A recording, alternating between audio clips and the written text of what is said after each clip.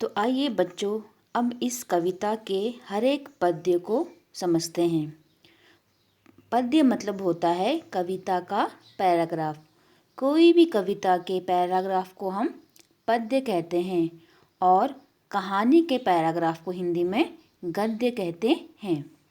तो आइए अब हम इसके हर एक पद्य को समझते हैं।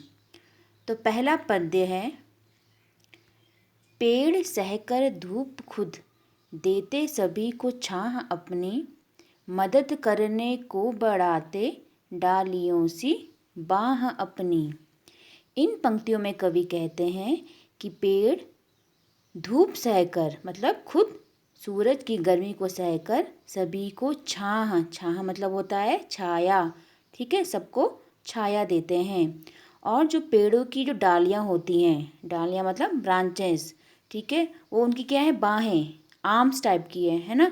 तो जिनकी जो बाहें होती हैं वो भी हमारे लिए बहुत मददगार मतलब हेल्पफुल होती हैं, ठीक है। उनकी डालियों से हमें लकड़ी मिलती है, फ्रूट्स मिलते हैं, फ्लावर्स मिलते हैं, ठीक है। तो इस प्रकार पेड़ खुद धूप सहकर सभी को छाया देते हैं और उनकी डालियाँ ब्रांचेस भी हमारे बहुत काम आती हैं।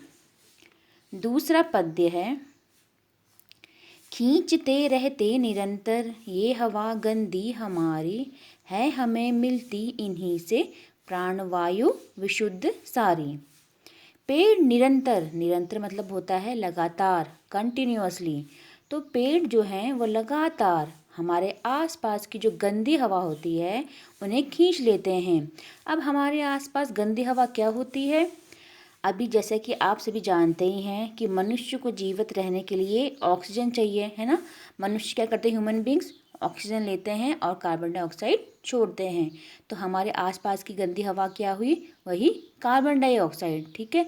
अगर पेड़ नहीं होंगे तो कार्बन डाइऑक्साइड की मात्रा बढ़ जाएगी और ऑक्सीजन की मात्रा कम हो जाएगी, ठीक है।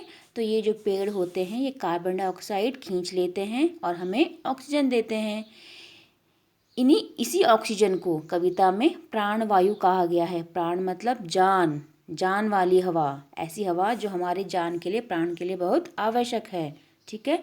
तो ये जो प्राणवायु होती है ऑक्सीजन, उसको ये विशुद्ध मतलब शुद्ध, प्योर करते हैं। जो पेड़ होते हैं वो इस प्राणवायु को, ऑक्सीजन को, हवा को शुद्ध करके हमें देते हैं, ठीक है। अब जो तीसरा पद्य है वह है, सींचते धरती हमारी बादलों को भी बुलाते, जल बरसता खेत उपवन, वन सभी हैं लहलहाते। मतलब ये जो पेड़ होते हैं वो बादलों को बुलाते हैं। जहाँ पेड़ ज़्यादा होते हैं वहाँ बादल आते हैं, बारिश ज़्यादा होती है वहाँ पे, है ना। तो जो पेड़ होते हैं वो बादलों को बुलाते हैं और हमारी धरती को सींचते हैं। सींचना मतलब पानी देते हैं। जैसे हम पेड़ पौधों को सींचते ना, हमने अगर कोई फ्लावर्स लगाए उनको हम पानी देते हैं तो वो सींचना हुआ। इसी प्रकार से बादल भी क्या होते हैं, हमारी धरती को, हमारे पृथ्वी को, अर्थ को सींचते हैं, पानी देते हैं। तो वो जो पानी बरसता है उसे जितने भी खेत हैं, फील्ड्स, उपवन मतलब बगीचे और वन मतलब जंगल, तो वो जो पानी बरसता है आसमान से, बादल से, उससे जितने भी फील्ड्स होते हैं, बगीचे होते हैं, जंगल होते हैं, सभी लहलहाते हैं। लहलहाते मतलब खुश हो जाते हैं, खुशी से झूमने लगते हैं।